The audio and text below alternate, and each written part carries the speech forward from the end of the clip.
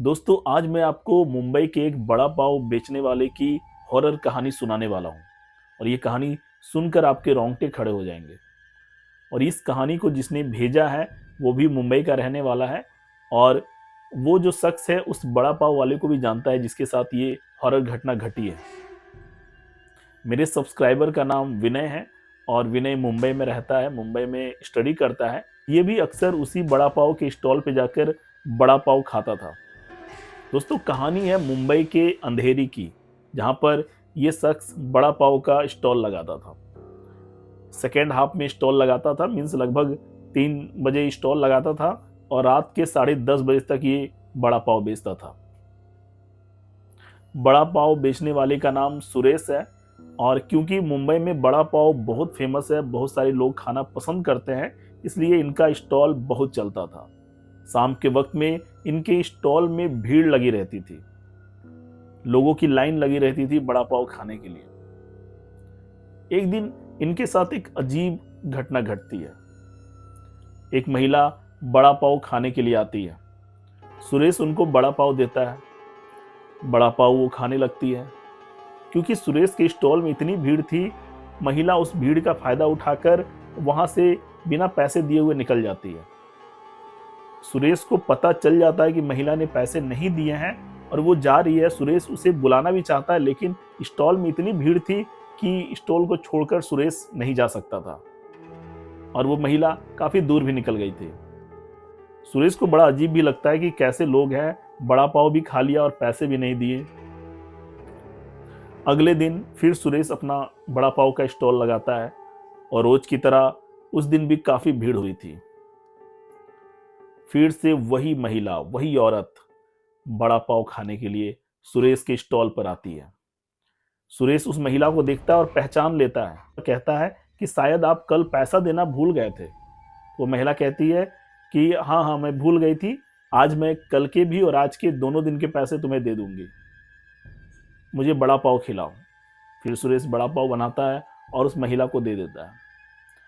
महिला खाती है। क्योंकि स्टॉल में बहुत भीड़ थी, फिर से महिला भीड़ का फायदा उठाकर निकल जाती है। इस बार सुरेश सोचता है कि इस महिला के पीछे जाता हूं और पैसे लेकर आता हूं। स्टॉल में एक और स्टाफ रहता था, उसके भरोसे सुरेश उसके पीछे जाता है। महिला आगे जाती है, सुरेश पीछे से आवाज भी लगाता है कि मैडम मेरे पैसे आपने नहीं दिए।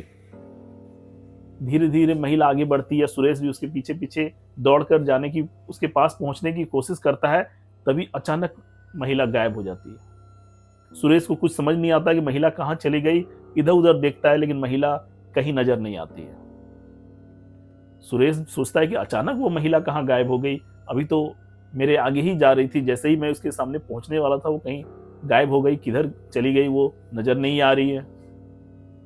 क्योंकि सुरेश के स्टॉल पे काफी भीड़ थी, इसलिए सुरेश ज्यादा समय वहां दे भी नहीं सकता था, इसलिए वो लौटकर अपने स्टॉल के पास आ जाता है और फिर बड़ा पाव बेचना शुरू कर देता है। फिर सोचता है कि कैसी महिला है, 2 दिन से फ्री में बड़ा पाव खा के चली जा रही है और मेरे पैसे भी नहीं दे रही है। तीसरे दिन फिर से सुरेश स्टॉल लगाता है और शाम के वक्त वो महिला फिर से आती है। इस बार सुरेश उस महिला को देखकर काफी गुस्सा होता है। बोलता है 2 दिन से आप बड़ा पाव खा रहे हो और आप मुझे पैसे नहीं दे रहे हो और आप बड़ा पाव खा के भीड़ का फायदा उठाकर आप निकल जाते हो। मैं कल आपके पीछे भी गया था लेकिन आप अचानक गायब हो गए थे। महिला कहती है तुम मुझे बड़ा पाव खिलाओ, मैं तुम्हें 3 दिन के पैसे आज देकर रहूंगी। सुरेश को लगता है कि अगर महिला को भागना होता तो वो बार बार मेरे पास नहीं आती, वो मुझे पैसे जरूर देगी। और इस उम्मीद में सुरेश एक बार फिर बड़ा पाव बनाकर उस महिला को देता है। इस बार भी वही होता है, महिला बिना पैसा दिए हुए जाने लगती है। इस बार सुरेश सोचता है कि आज मैं पैसे अपने नहीं छोड़ूंगा और पैसे लेकर आऊंगा। सुरेश उसके पीछे जाने लगता है, स्टाफ को कहता है कि तुम दुकान संभालो, मैं बस आता हूं। महिला जाते जाते एक पुराने बिल्डिंग के पास पहुंचती है। सुरेश भी पहुंचता है और बिल्डिंग के अंदर जाने लगती है। सुरेश भी दौड़ते हुए बिल्डिंग के करीब पहुंचता है और महिला को आवाज लगाता है कि मैडम मेरे पैसे दे दीजिए, अब कहां जा रही हैं। वो धीरे धीरे सीढ़ियों से वो पुराने बिल्डिंग के 3rd फ्लोर पर चली जाती है। सुरेश भी सीढ़ियों से ऊपर 3rd फ्लोर पर पहुंचता है। कॉरिडोर में वो महिला सीधे जा रही होती है, उसके पीछे सुरेश रहता है और पीछे से सुरेश बार बार आवाज भी लगाता रहता है, लेकिन महिला कोई जवाब नहीं देती है। सुरेश कहता है कि मैडम मेरे पैसे आप दे दो और आप मुझे जवाब क्यों नहीं दे रही है।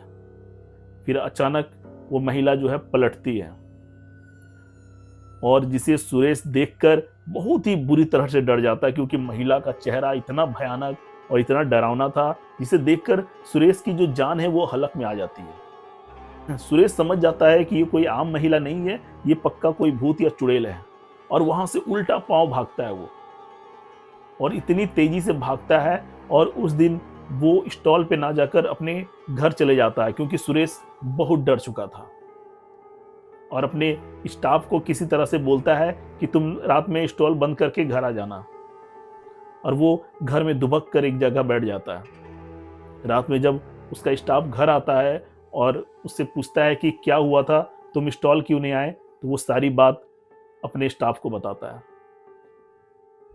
उसके बाद वो डिसाइड करता है कि कभी भी अब किसी महिला के पीछे वो इस तरह से पैसे मांगने नहीं जाएगा।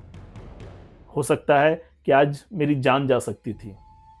उसके अगले दिन सुरेश फिर से स्टॉल लगाता है, लेकिन वो महिला नहीं आती है और सुरेश मन ही मन मनाता है कि भगवान वो महिला फिर से ना आ जाए बड़ा पाव खाने। तो दोस्तों, ये इंटरेस्टिंग कहानी आपको कैसी लगी? अगर अच्छी लगी हो मेरे चैनल को सब्सक्राइब जरूर कर दें। Thank you.